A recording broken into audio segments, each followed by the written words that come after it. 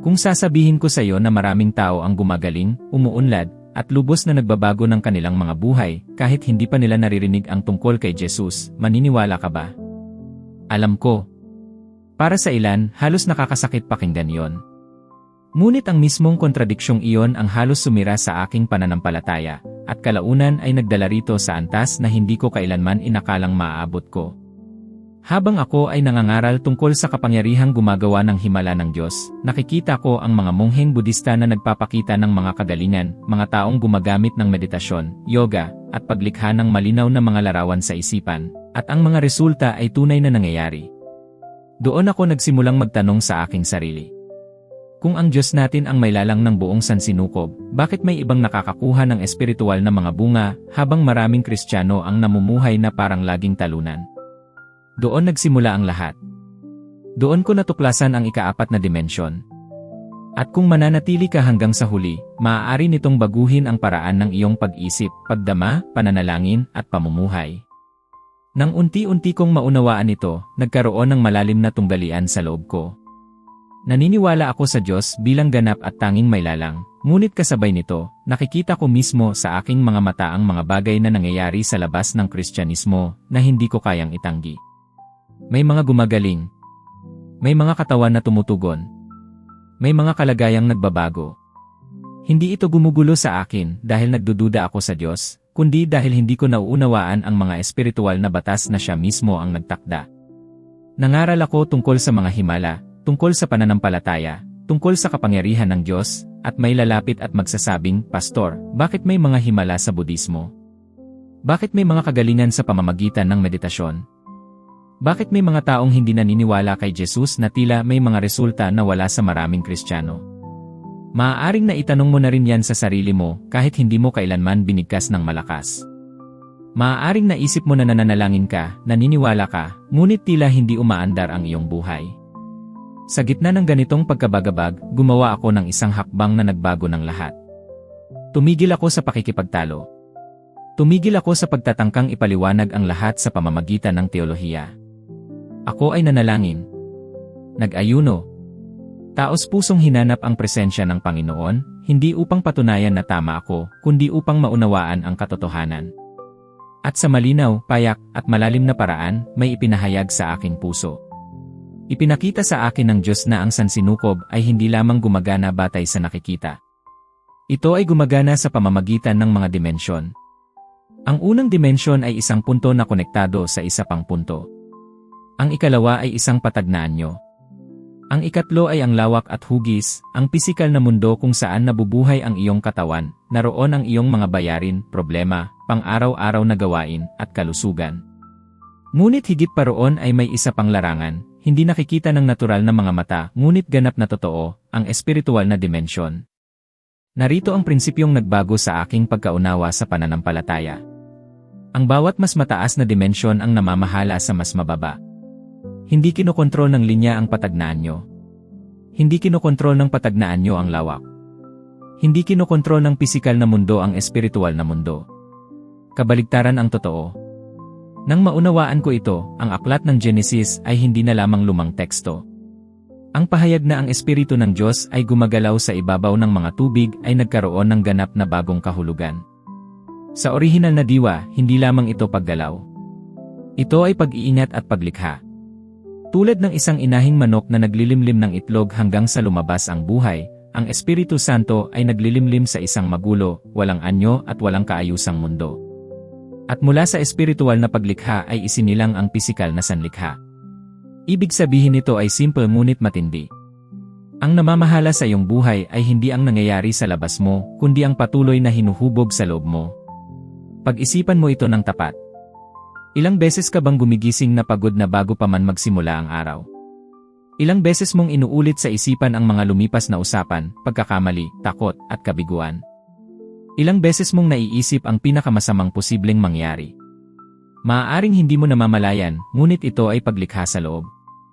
At bawat espiritual na paglikha ay magbubunga sa kalaunan ng pisikal na anyo. Sa kasalukuyan, kinukumpirma ng agham ang mga bagay na itinuro na ng kasulatan sa loob ng napakahabang panahon.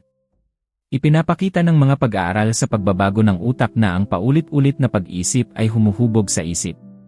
Ang mga paulit-ulit na damdamin ay nakaapekto sa panlaban ng katawan. Ang mga taong namumuhay sa tuloy-tuloy na takot at pagkabalisa ay mas madaling dapuan ng karamdaman, matinding pagod, at mapanirang mga pasya. Ang katawan ay sumusunod sa kung ano ang palaging pinapakain sa kalooban. Ngunit lalalim pa tayo dahil dito nagkakamali ang marami. Ang tao ay hindi lamang pisikal. Siya ay espiritual. At kahit ang taong hindi nakakakilala sa Diyos ay may espiritual na dimensyon sa loob niya. Ang mga monghe, ang mga nagsasanay ng meditasyon, ang mga gumagamit ng malinaw na paggunita sa isipan ay ginagamit ang ika-4 na dimensyon ng pagkatao. Kaya may mga nagaganap na resulta. Gumagana ang batas kahit sino pa ang gumagamit nito. Ngunit narito ang panganib na hindi napapansin ng karamihan. Ang pinagmulan ang nililikha sa loob ang nagtatakda ng kalidad ng resulta. Ang espiritual na paglikha na hiwalay sa Diyos ay maaaring magbunga ng pansamantala at limitadong mga epekto, at kadalasan ay mapanira sa paglipas ng panahon. Para itong paggamit ng napakalakas na puwersa nang hindi nauunawaan ang pinagmulan nito. Gumagana ito sa simula, ngunit may kapalit. Kaya hayaan mong itanong ko ito. Sinusubukan mo bang baguhin ang iyong buhay sa pamamagitan lamang ng pisikal na pagsisikap? Mas nagtatrabaho, mas pinipilit ang sarili, mas nakikipaglaban, ngunit pakiramdam mo ay lalo kang nauubos. May natutunan akong nagpapalaya. Kapag sinusubukan mong ayusin ang lahat sa ikatlong dimensyon lamang, mapapagod ka. Ngunit kapag natutunan mong kumilos mula sa ika-4 na dimensyon, nagsisimulang tumugon ang pisikal na mundo. Ang pananampalataya ay hindi nagsisimula sa mga kalagayan. Nagsisimula ito sa espiritual na paglikha sa loob. Bago magbago ang nasa labas, may dapat munang mabuo sa loob. Bago magkaroon ng kaayusan sa buhay, dapat munang magkaroon ng kaayusan sa hindi nakikitang dimensyon. Bago ang paglikha, may paghubog muna. At marahil ito ang pinakamalaking pagkakamali ng marami ngayon. Humihiling sila sa Diyos na baguhin ang realidad, ngunit patuloy nilang hinuhubog sa loob ang takot, pagdududa, pagkakasala, at mga larawan ng kabiguan. Pagkatapos ay nagtataka sila kung bakit walang nangyayari. Hindi dahil hindi kumikilos ang Diyos, kundi dahil gumagana ang mga espiritual na batas. Ang ika-4 na dimensyon ang namamahala sa ikatlo. At ang pinapayagan mong manatili sa loob mo ay sa kalaunan ay lilitaw sa labas.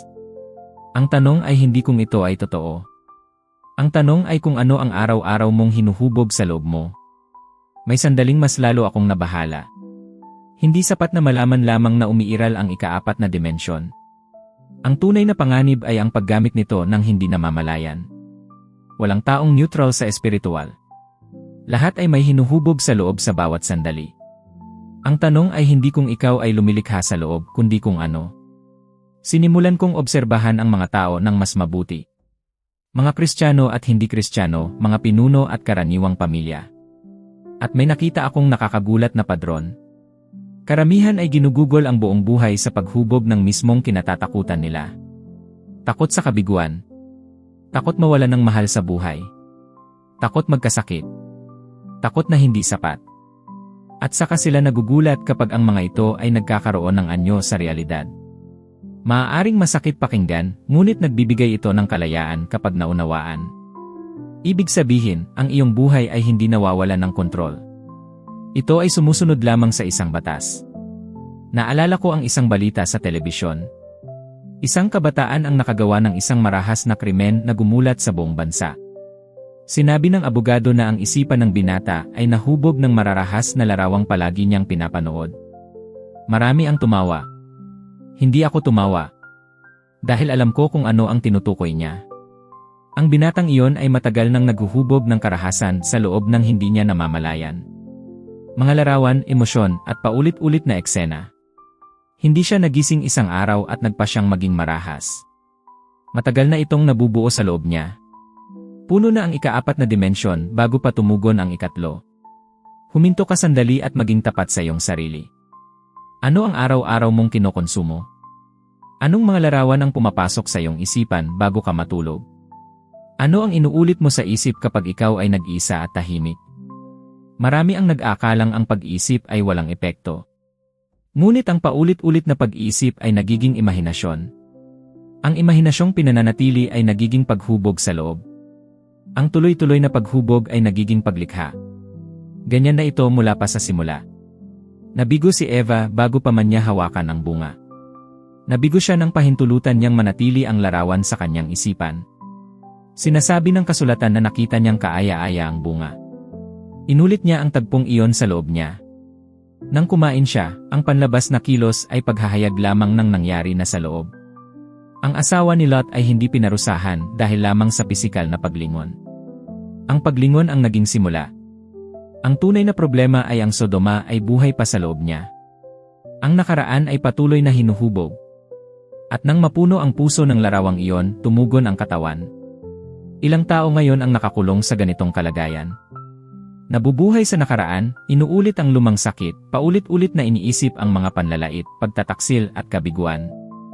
Sinasabi nilang nalampasan na nila ito, ngunit patuloy pa rin nilang pinapakain ang mga larawan. At pagkatapos ay nagtataka sila kung bakit hindi sila umuusad. Muli, kinukumpirma ito ng makabagong agham.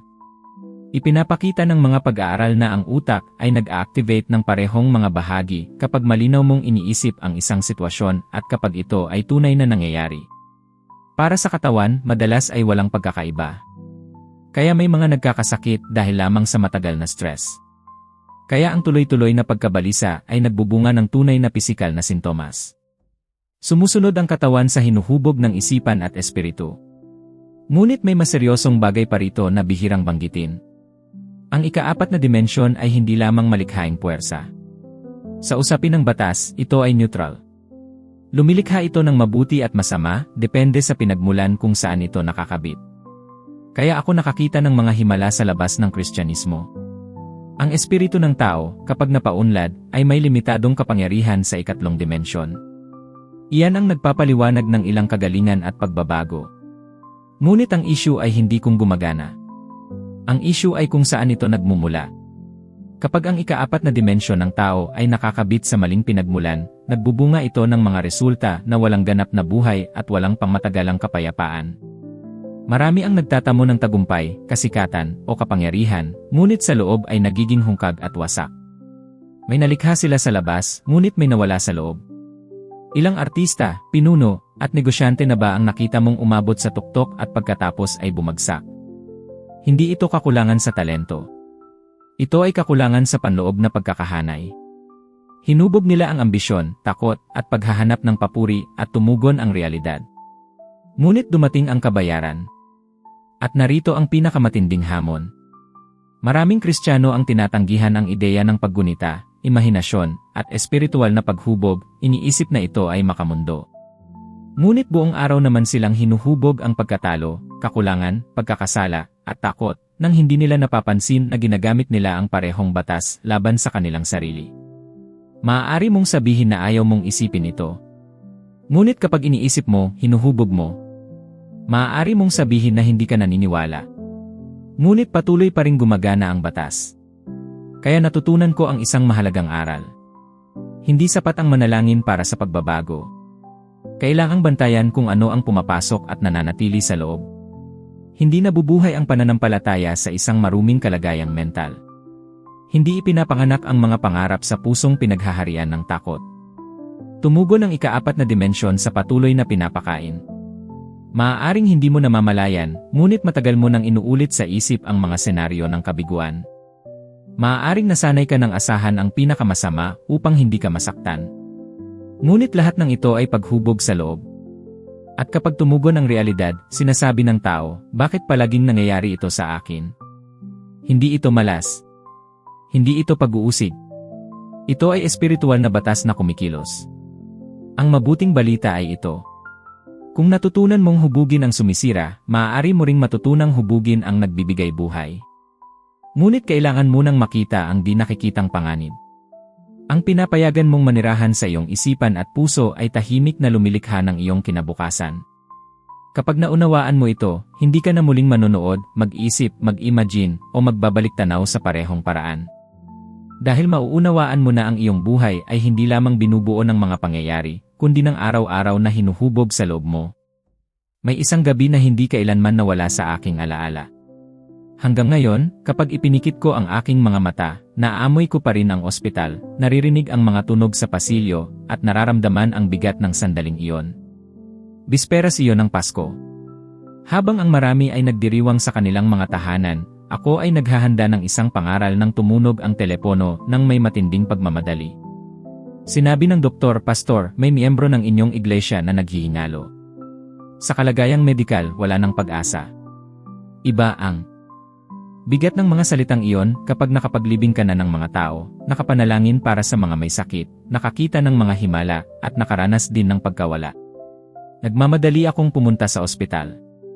Pagdating ko, nakita ko ang isang lalaking walang malay. Wasak ang kanyang mga bituka dahil sa aksidente. May impeksyon, may dugo, at dumi.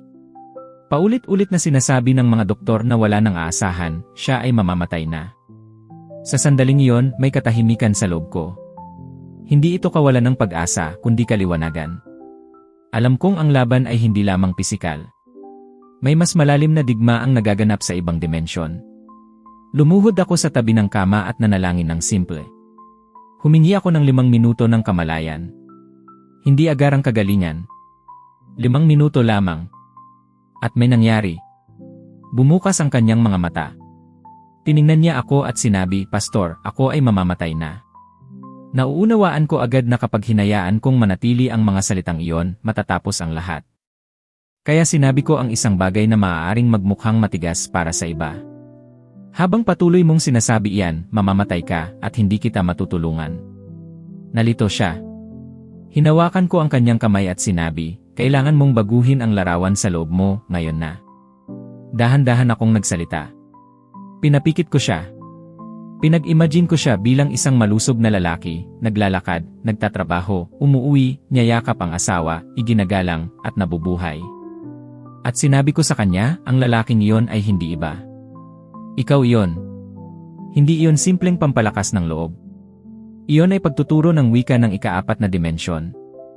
Dahil ang kanyang katawan ay sumusunod na sa larawan ng kamatayan. Umiyak siya. Sinabi niyang susubukan niya. Babaguhin niya ang kanyang pag-isip. Makikita niya ang sarili niyang buhay. Habang nangyayari ito, pumapasok ang mga doktor at nurse at literal na tumatawa. Akala nila ay nawalan ako ng katinuan.